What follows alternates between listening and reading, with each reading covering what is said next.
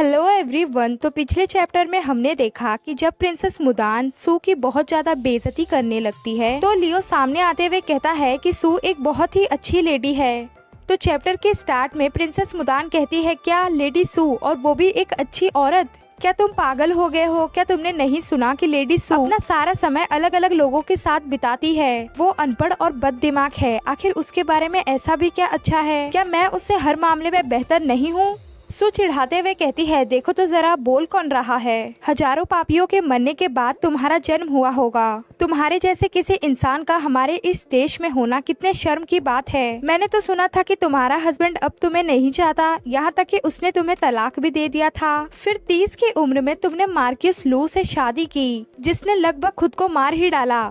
शादी के बाद भी तुम अन्य लोगों के साथ मिलती रही, जिसकी वजह से तुम्हारे ससुर को सदमा लग गया और वो बेचारा लकवाग्रस्त हो गया। इतना ही नहीं, तुमने तो एक प्रेग्नेंट वाइफ को भी मरवा डाला सिर्फ उसके गरीब हस्बैंड को चुराने के लिए। प्रिंसेस मुदान गुस्से से चिल्लाते हुए कहती है, अपमान! क्या तुम मेरे सामने ही ऐसा करने की हिम्मत कर रही हो? मुझे आशा है कि तुम अपने सारे बालों को खो दोगी सू। ये सुनकर सू कहती है, देखा मॉन्क जी, ये आप लोगों के बारे में कितने बुरे विचार रखती है। ये आपके गंजे सर का मजाक उड़ा रही है। प्रिंसेस मुदान भी चिल्लाते हुए कहती है, अरे तुम ये क्या बोल रही हो? मैं और मॉन्क जी तो बहुत ही अच्छे दोस्त हैं। ड्रैगन की तरह दहाड़ते हुए प्रिंसेस मुदान कंटिन्यू करते हुए कहती है, तुम एक इंपीरियल क्रिमिनल को अपने साथ ले जा रही हो, तो इसके लिए तैयार हो जाओ। तुम्हारे साथ कुछ भी हो सकता है। तुम पर एक जांच बैठेगी और तुम्हारी फैमिली पे भी। इतने सब के बाद सू भी कैसे चुप रह सकती थी, इसीलिए वो भी व्हाइट टाइगर की तरह दहाड़ते हुए कहती है, देखा मॉन्क जी, प्रिंसेस मुदान हमारे देश के सभी मेंस को चुरा रही है। इतना ही नहीं, वो तो मेरे अच्छे नाम को खराब करने की कोशिश भी कर रही है। इसीलिए जब मेरे फादर उस पर मुकदमा करेंगे तो आपको न्याय के हक में रहते हुए गवाही देनी है। ये सब कुछ देखते हुए बेचारे मॉन्क घबरा जाते हैं और मन ही मन कहते हैं, मैं इन दोनों का ही अपमान करने का जोखिम नहीं उठा सकता। ये लड़ाई तो और भी डरावनी होती जा रही है। मुझे क्या करना चाहिए? बेहतर होगा कि मैं इन दोनों को लड़ने ही दूं।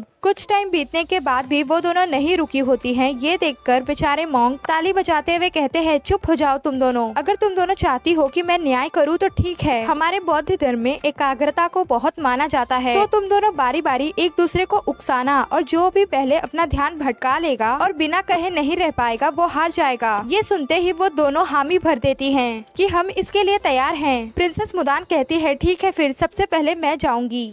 इसके साथ ही वो मन ही मन सोचने लगती है कि सू को उकसाना बहुत ही आसान है, क्योंकि उसके दिमाग में बचपन से ही एक फ्यूज है जो कि थोड़ा सा भी बुरा बोलने पर ब्लास्ट हो जाता है। अगर मैंने उसे जरा सा पीक भी कहा ना तो वो गुस्से से फट जाएगी और फिर जाहिर है कि वो खुद को कंट्रोल नहीं कर पाएगी। जीत तो मेरी ही होगी। प्रिंसेस मुदान खराब सा मुंह बनाते हुए सू को उकसाना शुरू करती है कि सू, तुम तो एक चंचल और छोटे बिच्छू की तरह हो। तुम अपना सारा दिन लोगों के साथ छी छी, तुम सिर्फ यही कर सकती हो। तुम्हें पता है ऐसे लोगों को क्या कहते हैं? खैर, अपनी इतनी बदनाम रेपुटेशन के बावजूद भी तुम यहाँ खड़ी कैसे हो? क्या तुम्हें जरा सी भी शर्म नहीं है? लेकिन सू पे तो इन बातों का कोई भी असर नहीं पड़ रहा होता है और वो आराम से चाय पीते हुए कहती है, बस इतना ही। सू को ऐसे देख बेचारी प्रिंसेस मुदान की आंखें चौंधिया जाती है और वो शौक होते हुए कहती है, क्या तुम्हें जरा सा भी गुस्सा नहीं आया? सू ज्ञान पेलते हुए कहती है, तुम बहुत ही कमजोर हो। हमें हमारी हेल्थ के लिए गुस्से पर काबू रखना चाहिए। जब हम इसे कंट्रोल नहीं कर पाते तो हमारा शरीर मिट्टी के हवाले हो जाता है। जब भी हमारा जुनून हमारे कमजोर दिल की बुराई करता है और जब हमारा चंचल मन अपनी बातें मानने के लिए कहता है तो हम खुद को बेकार और अपवित्र पाते हैं और हम पाप में भटक जाते हैं। ये सब सुनकर वे चारों के चारों हैरान हो जाते हैं, लेकिन इन सब में लियो सबसे ज्यादा खुश होता है कि उसकी सू ने तो कमाल कर दिया। पीछे से मॉन्क कहते हैं, ठीक है फिर, प्रिंसेस मुदान सू को उकसा नहीं पाई तो अब सू की बारी है। फिर तो सू भी अजीब तरीके से हंसते हुए प्रिंसेस मुदान की ओर बढ़ने लगती है। प्रिंसेस मुदान घबराते हुए कहती है, ठीक है फिर, मेरा भी माइंड मेरे कंट्रोल में है और मुझे उकसाना इतना आसान भी नहीं होगा।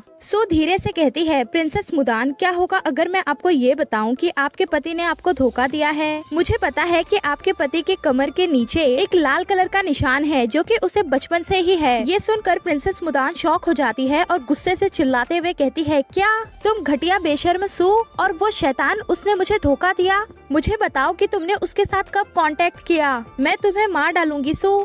सू की कही हुई बात ये जिंग और लियो ने भी सुनी होती है। इसी वजह से ये जिंग बहुत ज्यादा गुस्से में होता है और लियो रोने लगता है। सू उन दोनों के इस रिएक्शन को देखते हुए कहती है, अरे ऐसा नहीं है, मैं तुम लोगों को बाद में समझाऊंगी। फिर तो मॉन्ग कहते हैं क्योंकि प्रिंसेस मुदान अपना पेशेंस खो चुकी है तो सू की जीत हुई, अब सू लियो को ले जा सकती है। बेचारी प्रिंसेस मुदान निराश होते हुए कहती है, मैंने लियो और अपने पति दोनों को खो दिया। ये सुनकर सू हंसते हुए कहती है, अरे मैं तो तुम्हें बताना ही भूल गई कि मैं तुम्हारे पति के साथ ही बड़ी हुई हूँ। हमारी क्लास में उसके बचपन के उस निशान के बारे में सभी को पता था। और चिंता मत करो, उस इंसान को चुराने में कोई मजा नहीं जिसने तुमसे शादी की है। लेकिन हाँ, मेरी एक बात तुम गांठ बांध लो, मैं चाहूँ तो तुम्हें और भी बुरी तरह से हरा सकती हूँ। अगर तुमने फिर से मेरी फैमिली को लेकर धमकी दी तो मैं तुम्हारी पूरी फैमिली का नामो निशान मिटा दूंगी। बेचारी प्रिंसेस मुदान रोते हुए कहती है, बकवास, आखिर मैं उससे कैसे हार गई। और टेम्पल के बाहर सू अंगड़ाई लेते हुए कहती है, देखा, उसके पति और मेरे बीच एक नॉर्मल अच्छा रिश्ता है, इसीलिए तुम इसके बारे में ज्यादा मत सोचो। ये सुनकर ये जिंग कहता है, ठीक है,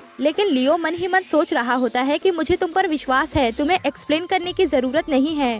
तभी सू के हाथ को पकड़ते हुए चमकती आंखों से मॉन्ग कहते हैं, 5 पावर में से तुम्हारे पास पहले ही 2 हैं, एकाग्रता और बुद्धि। मैं कभी ऐसे इंसान से नहीं मिला जिसका स्वभाव पूरी तरह से बौद्ध धर्म के लिए बना हो। सांसारिक दुनिया में खुद को बर्बाद करना बंद करो और अपने बालों जैसी कीमती चीजों का त्याग करके हमारे साथ जुड़ जाओ। सू अपने सर पे हाथ रखते हुए कहती है, क्या अपना सर गंजा कर लूं और तुम्हारी तरह भिक्षा मांगू।